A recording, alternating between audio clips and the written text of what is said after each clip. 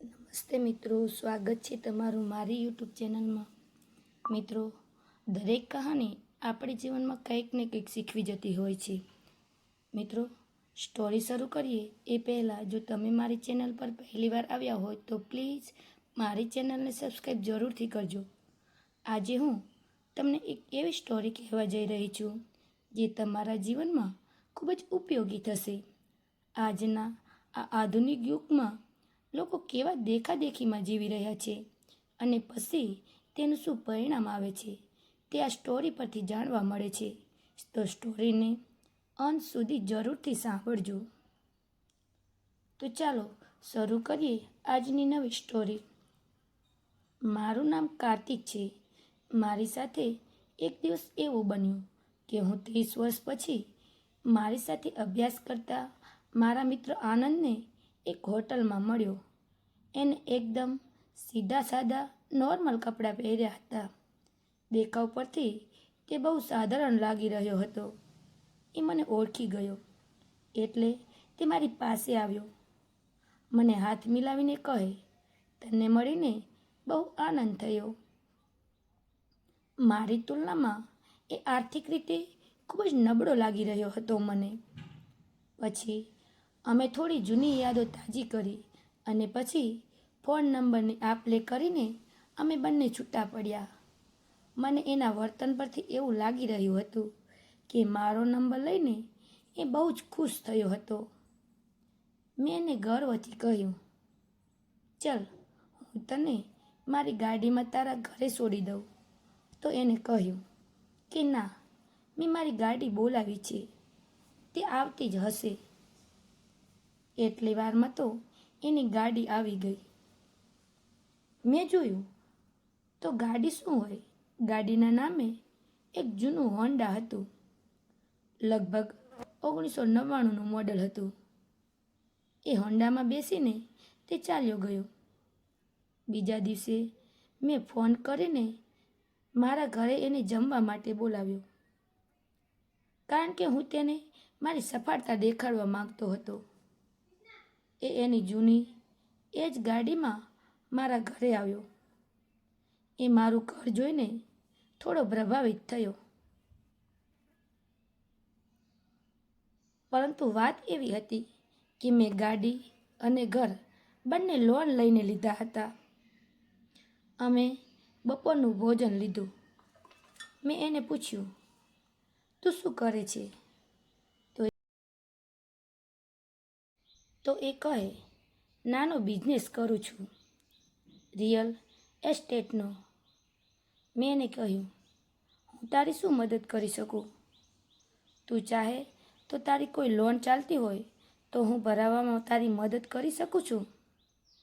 તો એ મારી વાત સાંભળીને હલકું હસ્યો અને કહે, ચલ હું જાઉં છું. એમ કહીને તે પોતાના ઘરે જવા નીકળી ગયો. પરંતુ જતાં જતાં તે મને કહેતો ગયો કે હવે હું તને મારા ઘરે જમવાની દાવત આપું છું. 2 દિવસ પછી તારે પણ મારા ઘરે આવવાનું છે. એ એની જૂની ગાડીમાં બેસીને ઘરે ચાલ્યો ગયો. એની જૂની ગાડી જોઈને મેં ઈશ્વરનો આભાર માન્યો અને ગર્વ મહેસૂસ કર્યો કે હું કેટલો નસીબદાર છું. હું એક કંપનીમાં નોકરી કરું છું. 2 દિવસ પછી હું અને મારી પત્ની રીના એના ઘરે જમવા માટે ગયા. મારી પત્ની કહે, એની પરિસ્થિતિ સારી નથી એટલે હું નથી આવતી, તમે એકલા જઈ આવો. તો પણ હું તેને જબરજસ્તી મારી પત્નીને મારી સાથે લઈ ગયો.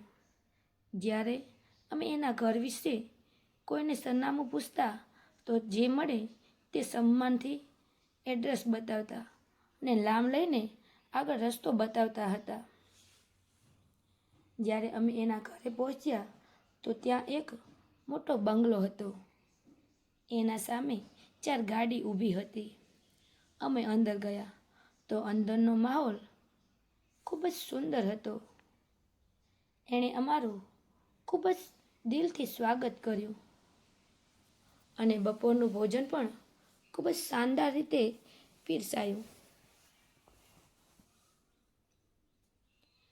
જમતા જમતા એણે મારી કંપની વિશે પૂછ્યું અને મારા કંપનીના એમડી વિશે પણ પૂછ્યું.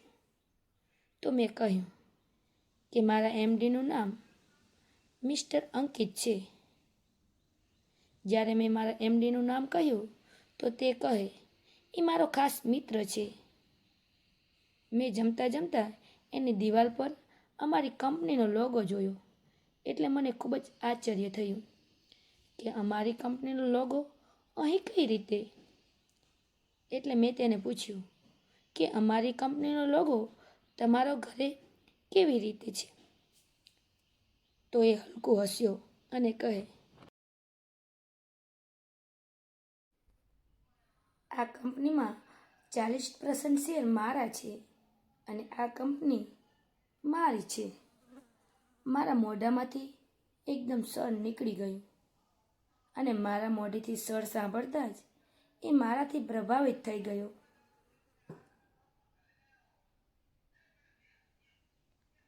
પરંતુ આજે મને સદા માટે એક મોટો પાઠ ભણવા મળ્યો કે બહારનો દેખાવ હંમેશા માટે રમત કરે છે.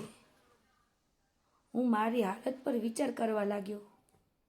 મને ખૂબ જ દુઃખ થયું કે હું દેવું કરીને સુખી હોવાનો ઢોંગ કરું છું. હું દેવું કરીને દેખાવ કરું છું અને જે મારા જેવા કેટલાય લોકોને પગાર આપે છે તે કેવો સાદગીથી અને શાંતિથી જીવે છે. આજે મને જાણવા મળ્યું કે આપણામાં જે કહેવત છે એ ખરેખર સાચી છે કે ખરેખર શાંત પાણી ઊંડા હોય છે.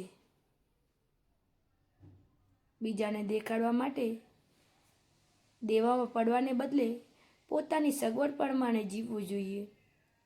શું તમે મારી આ વાત પરથી સંમત છો? તમારી રાય કોમેન્ટમાં જરૂરથી જણાવજો. અને હા, સ્ટોરી તમે ક્યાંથી સાંભળી રહ્યા છો એ પણ કોમેન્ટમાં જણાવજો.